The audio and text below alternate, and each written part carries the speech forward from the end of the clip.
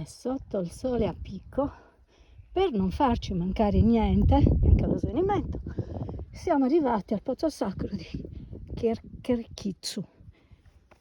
Vediamo gli scalini, siamo a Silanus sempre, poco distante, circa mezzo chilometro dal nuraghe. Allora io provo ad entrare.